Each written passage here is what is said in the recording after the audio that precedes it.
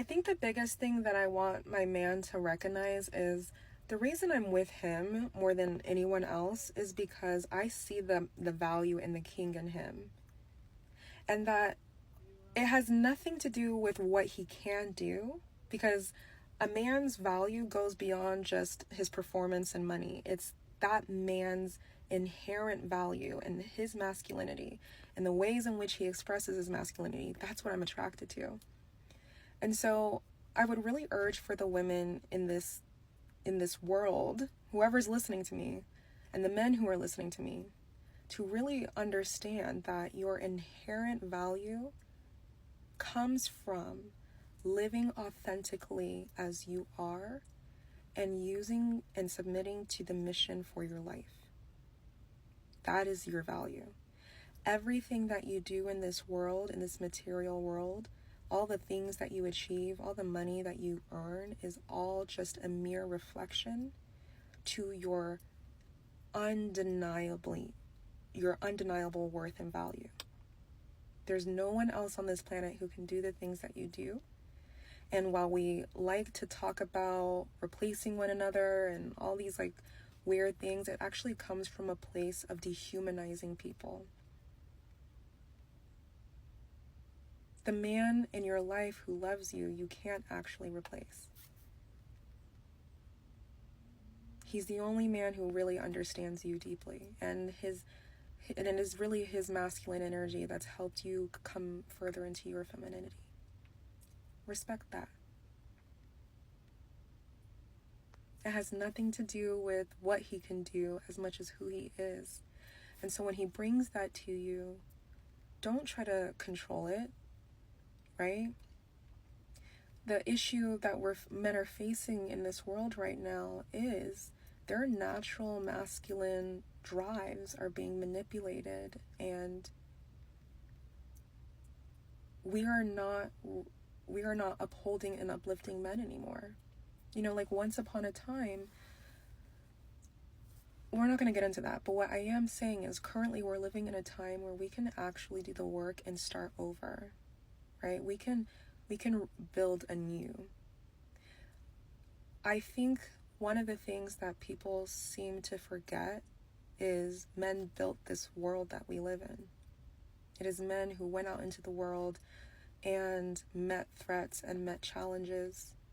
It is men who recognized in order for him to protect his tribe, he had to develop certain tools, certain skills, be courageous, meet that threat, and use his actual talents and skills to dominate that threat, whether it was anything, bears, lions, anything that could threaten the livelihood of him and his own. So men are constantly, and men today are still are inherently that. Men are constantly looking into this world, recognizing that in order to meet the threat, or and what I mean by threat, I mean anything that takes away a human being's capacity to feel safety and have peace from harm, right? Over a long period of time, it actually required men to really not pay attention to their emotions, not pay attention to the stimulus that's happening internally and externally, but he had to really hone in on his mind and focus deeply on what he needs to actually do in order to achieve his goal, right? And when he achieved his goal, oftentimes the recognition of him, uniquely him, was the reward. And back in the day, one thing that is true is that reward used to be money. It used to be access to special roles. Men competed amongst other men in society to be recognized as him. And having access to women, having access to money, having access to certain things that were simply because it was a reflection of his inner authority as a man being expressed. So all the things that you like about men when it comes to like, oh, he makes this and he has this, it's because it speaks to the inner true source of him honoring his masculine identity and him really truly expressing that.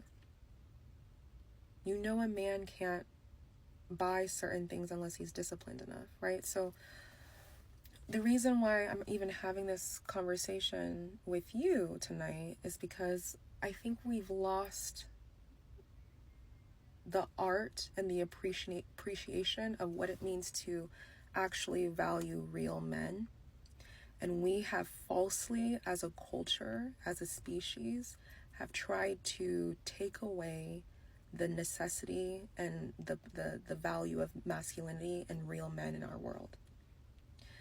How did we do that? Well, for one, men have been emasculated, like their natural desire, right? Like their desire for reward and recognition and access to women who were reflections of his worth, right? Like, because what men do is they suppress their emotional feelings in order to meet the challenge. And so the reward for that are things that will continue to provide him peace and security and well-being and optimize his performance so that if he has to meet that threat again, he's capable.